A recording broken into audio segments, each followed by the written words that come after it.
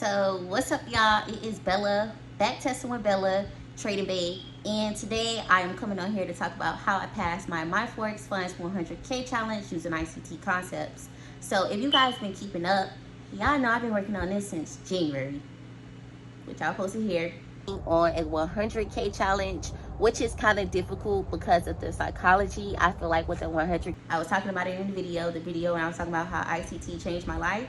And I was talking about how I was facing some psychology issues with the first phase. And then I came back with an update. That's with Bella. So I did pass phase 1 of my challenge. That I passed the first phase, which was the hard part because I had to make the full 8%. And now I'm coming back that I passed the second phase, which you guys see here, my MyForexFunds certificate. And you guys see that I did receive my email credentials for the live account for my 100K challenge. So the second phase was pretty much easier because I had already gained confidence. Like, because I passed the first phase, I was just cruising on the second phase. And the fact that the second phase, they give you like 60 days, like you really don't have to feel like you're in a rush. Like, there's no rush.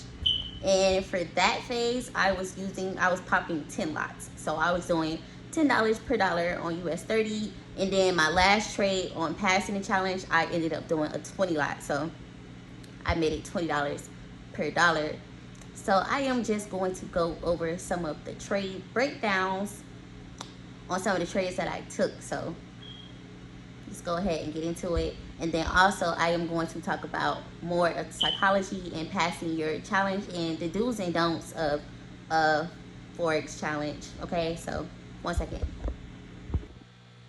So this first trade right here, I took this trade off a bullish breaker. So this blue box where you see the bullish breaker trading back into the fair value gap, I took buys from that area. So once I took buys from that area, I had my target points set back towards buy side liquidity, which you guys can see it here.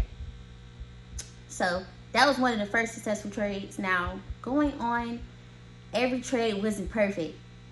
All right, every trade wasn't perfect. No trade is 100%. So don't even try to get on me, because no trade is 100%.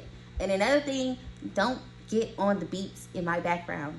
Okay, I know that I have beeps in my background. Okay, I don't know what to do.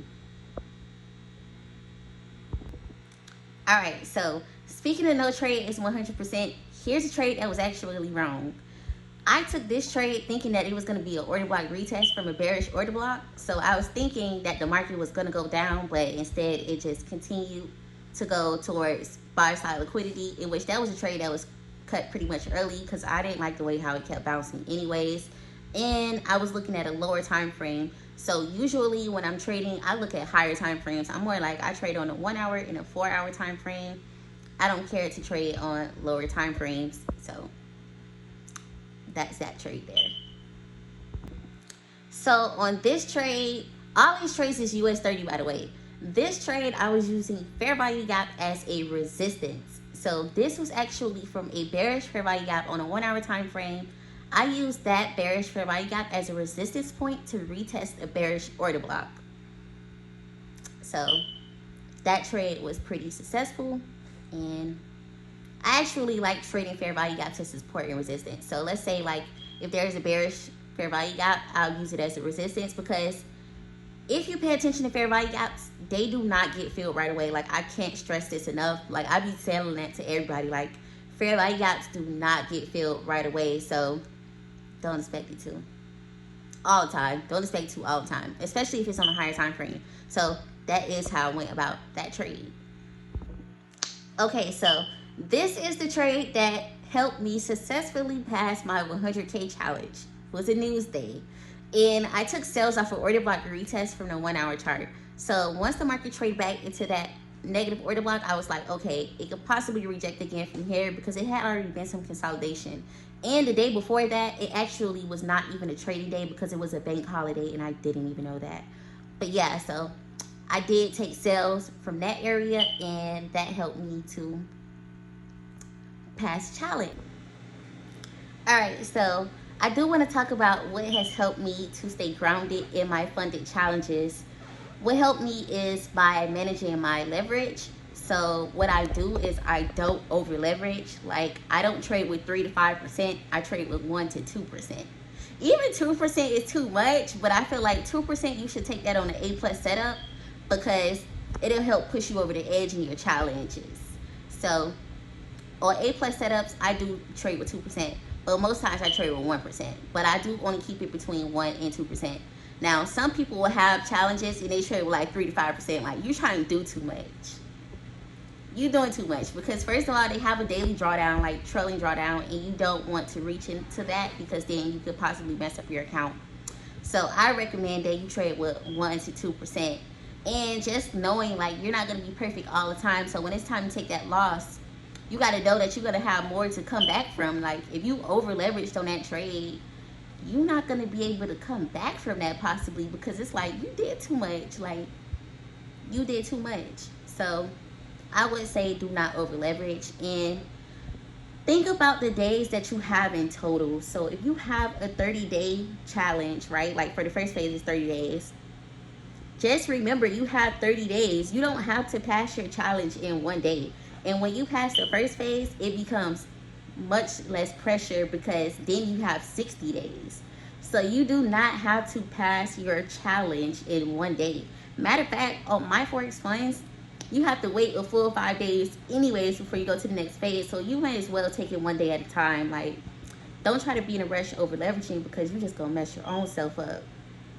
When you mess your own self up, you're gonna be sad. So try not to do that, and just make sure you're back testing your strategy to know what you are looking for. So whenever I trade, I know exactly what I'm looking for. You guys know I always talk about the same thing over and over and over.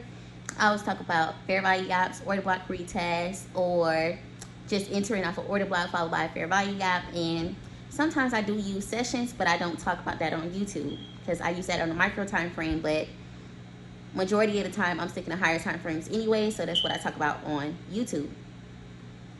So yeah, if you guys like this video, go ahead and like, comment, and subscribe to my channel.